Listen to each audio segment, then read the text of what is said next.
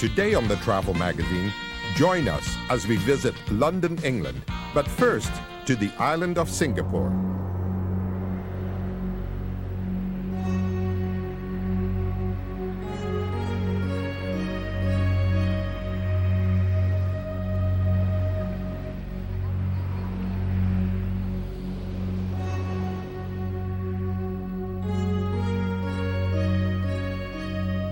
When Sir Stamford Raffles claimed Singapore for the British East India Company in 1819, it was nothing but a jungle island populated by a handful of fishermen and sea gypsies. Hi, I'm Jake de Boer. And I'm Mieke de Boer, and welcome to this edition of the Travel Magazine. Today, Singapore is vibrant and modern.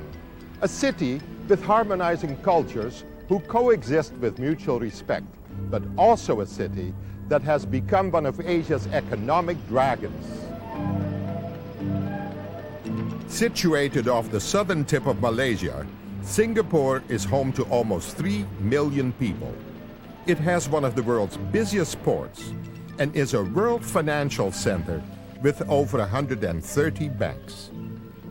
Shona, tell me, what was it like to grow up in a magnificent city like Singapore?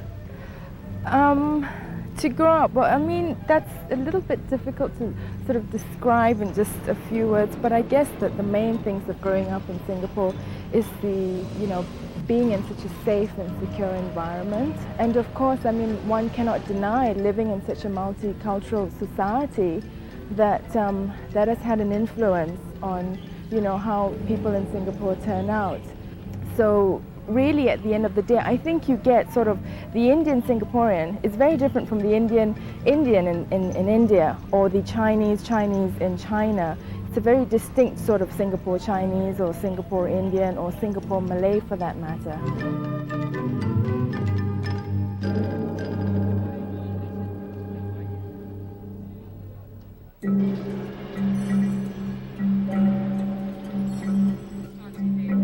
I guess it really all started with Sir Stamford Raffles. He was a Brit, landed in Singapore, made friends with the locals, and basically thinking that, yes, I can make this into a port for the region, and his landing site is still marked till today.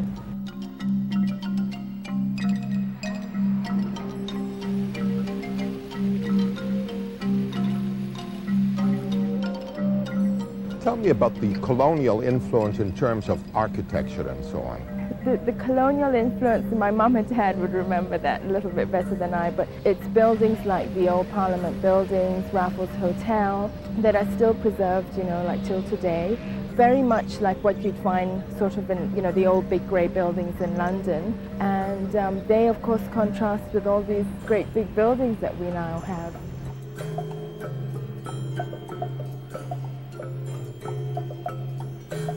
Despite its rapid growth and soaring skyscrapers, Singapore remains one of the cleanest, safest and greenest cities in the world.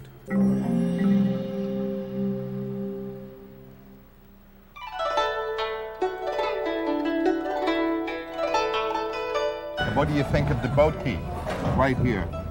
We were here for dinner last night, and I love it. There must be hundreds of little restaurants. You can have Indonesian food, you can have your satay and your peanut sauce. They work a lot with curry because of the Indian influence. So you can have it nice and hot, and I like it hot. What I like it is, you're in Asia, you have all the cultures of Asia, you have all the things that you want of Asia, but you have a modern, clean, safe, cosmopolitan city that you can walk safely anywhere, you can go where you want, there are no traffic jams. So it has a lot of pluses, a lot. We should go and try the Singapore sling, because it was invented at the Raffles Hotel. That's right. Billy, you're going to make us 2 Singapore slings? Yes, sir. Let's do it. Let's see how you make them. Show us. The Singapore sling was invented in 1902 at this very, very bar right on the street. I never knew the Singapore sling had that much history. Did you? I didn't know it had so much alcohol in it.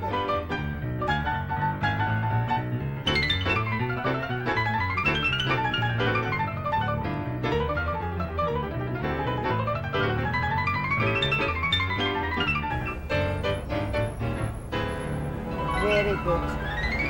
Excellent. Chinatown being quite oriental, of course, you know, very much a trading sort of area, food stalls, and you know, a lot of artifacts from China, antiques, herbal shops, you know, the sincere shops as we call them here, where you can go and buy all these wonderful remedies.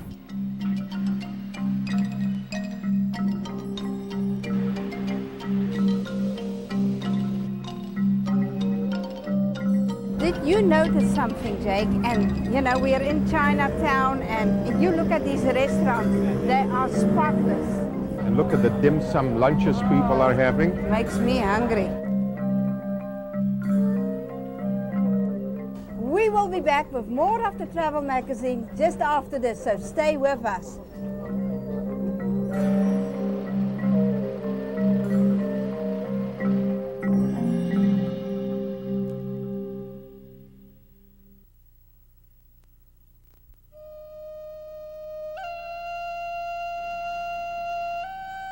It's a fascinating place, Hamik. Yeah, And I understand this is a Taoist temple, huh? it is the oldest in Chinatown. Yeah, built about 1850. There was, you know, some decades after Napoleon for the seafarers because the ocean apparently used to be just outside here.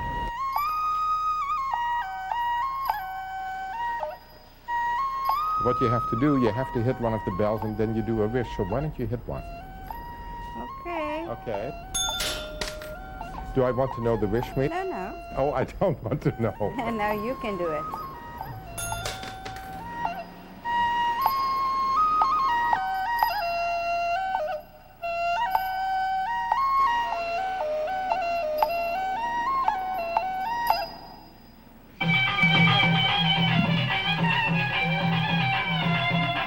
Little India embodies the vibrant and colorful culture of the Indian community.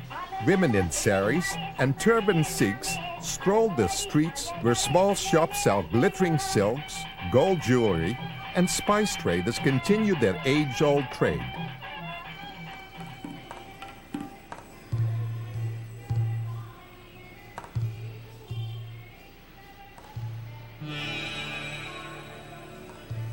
The Hindu religion plays an important part in the life of the Indian community. Offerings of incense, garlands, and flower petals fill the temples of Little India.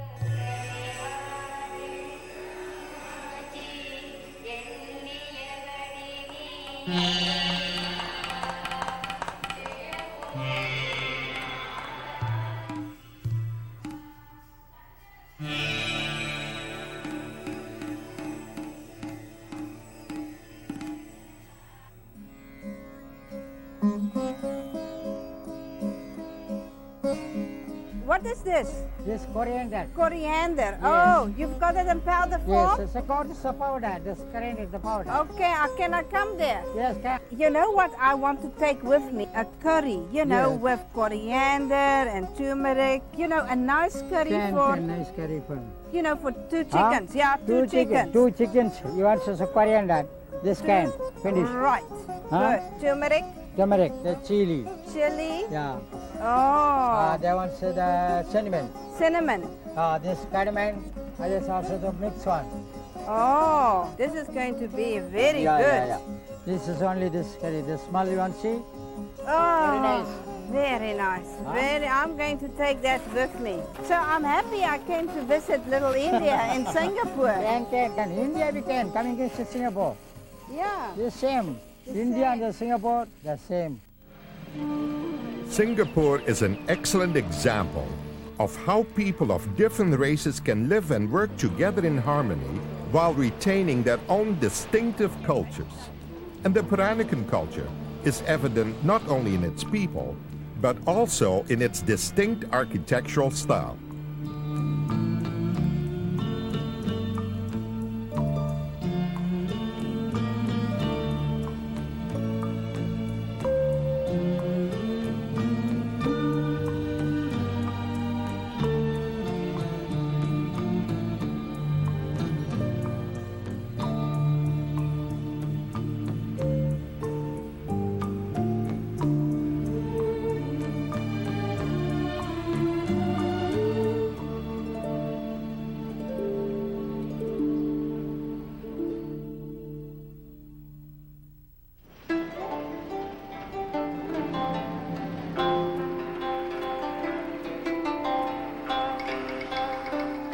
Sentosa is Singapore's holiday resort island.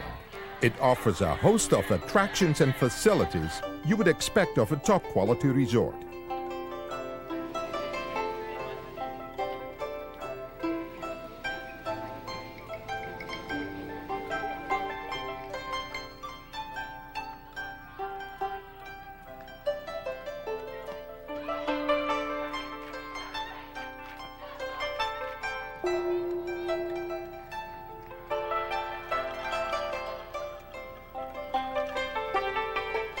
The island has 2 luxury resort hotels, sandy beaches, an array of water sports, and 2 18-hole golf courses.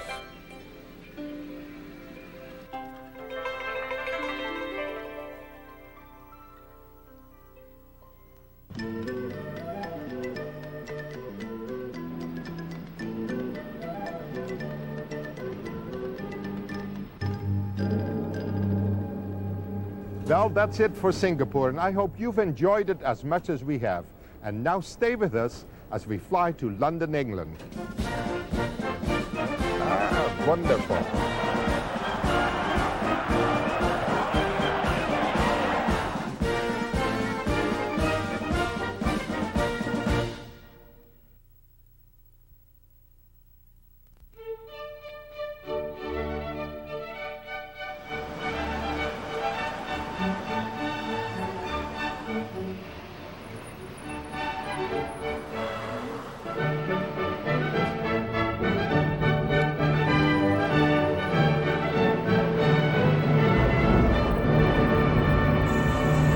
London is a city for all seasons, a place where you'll find much to see and do. Join us on our day-and-a-half stopover from Singapore and visit some of London's well-known landmarks. Our final stop is the town of Windsor with its famous castle, where you'll find another unique attraction. It's a pleasure. Enjoy your tour. Okay, thank you. Bye-bye.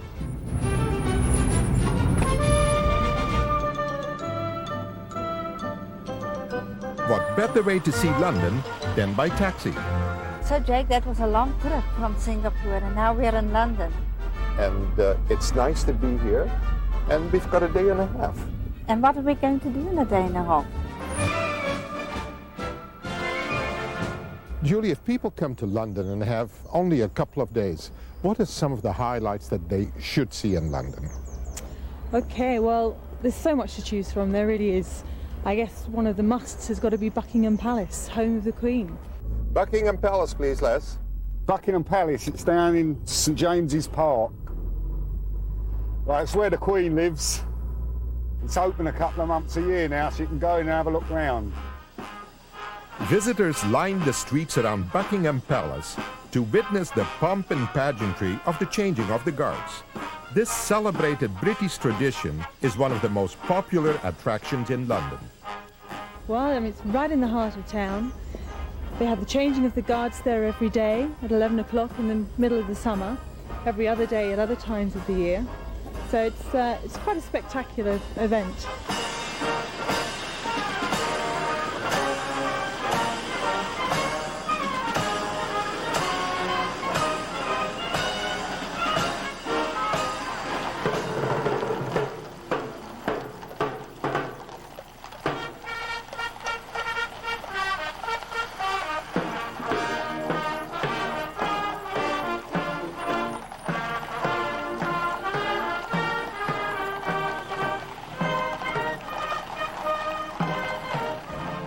The double-decker buses that you have in London, are they a London landmark? What are they, and do a lot of people use them, locals as well as tourists? Oh, absolutely, yes. The double-decker buses are, of course, I think a British landmark as well as something that signifies London to overseas visitors.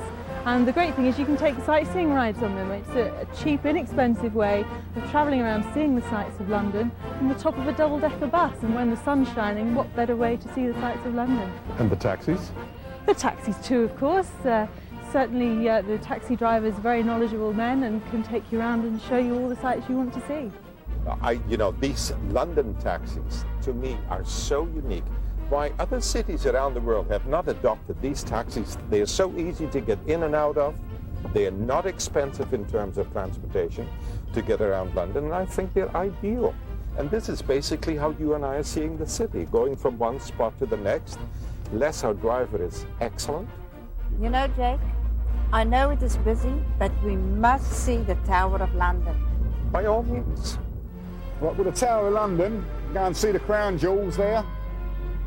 It's like a castle, I suppose, yeah. And you go and see the crown jewels there. There's a legend that the ravens that live there, if they ever left the Tower of London, the Tower of London would just crumble and fall down.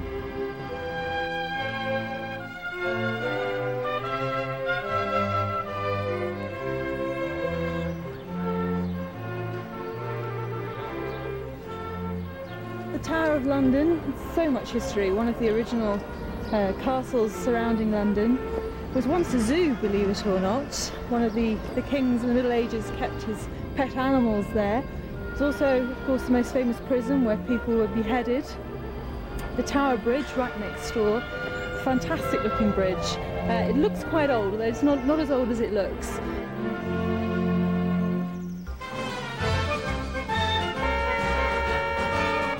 Nika, you know, I think we should see Westminster Abbey, we should see the Parliament buildings, and of course, Big Ben.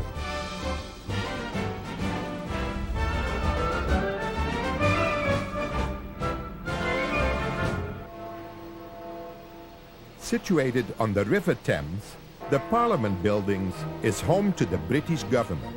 Standing over the buildings is the four-faced clock tower that houses the famous 14-ton bell, Big Ben. Well, Big Ben, like, is in the St Stephen's Tower of the Houses of Parliament.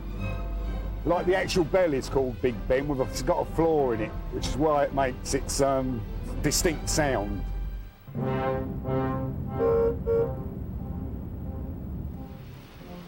Trafalgar Square. Right, it's a place to go and see pigeons. It's where the National Gallery is, on the north side of it, Nelson's Column. It's a nice place to see, until the pigeons get to you. Well, Trafalgar Square, as you can see, is a definite must on your stopover in London, England.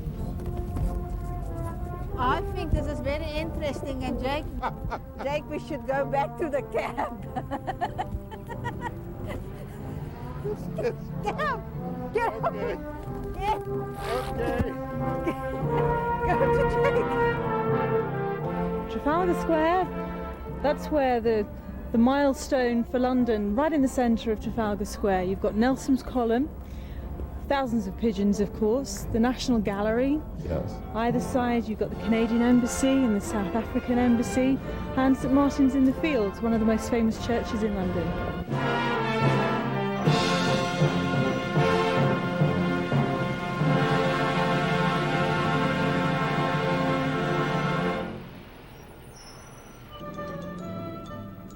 You know what? We should not forget to go to Regent Street, the shopping street. So shopping, everybody comes to London, goes sightseeing, but everybody wants to go shopping. Yes, What are some of the more upscale shopping areas? Well, you've got Regent Street, right in the centre of town. So many department stores, really upmarket, classy stores. You could buy anything you could ever want to buy there.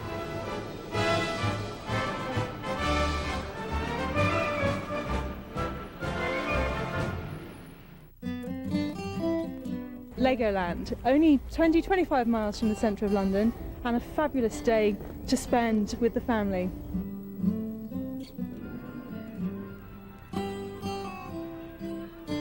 Legoland in England. Yes.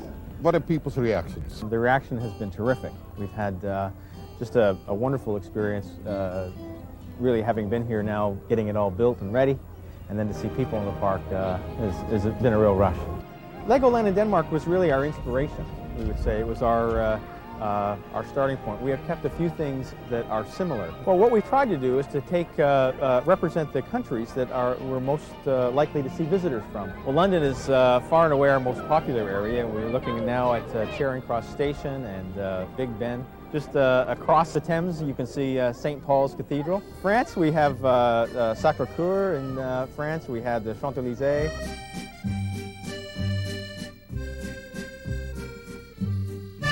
Holland is very well depicted here also. What is here from Holland? Not exactly, but give me some idea. We of course have the flavor of Amsterdam. We have some of the major transportation links there. Of course we have the bulbs and the tulip fields depicted, and that's not so easy with Lego, but it does work.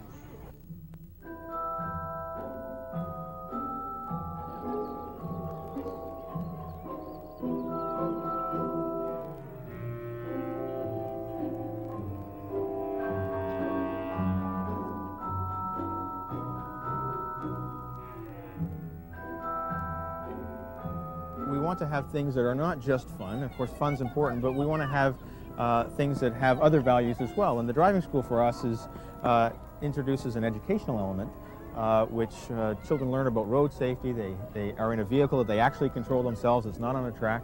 They learn about traffic signs and traffic awareness. And of course, at the end of it, they get a driver's license. Oh, it's terrific. It's been a great experience for me to be here. And it's really exciting to see the children in the park and and just get their obvious excitement and joy about seeing something they play with at home depicted in such a big way.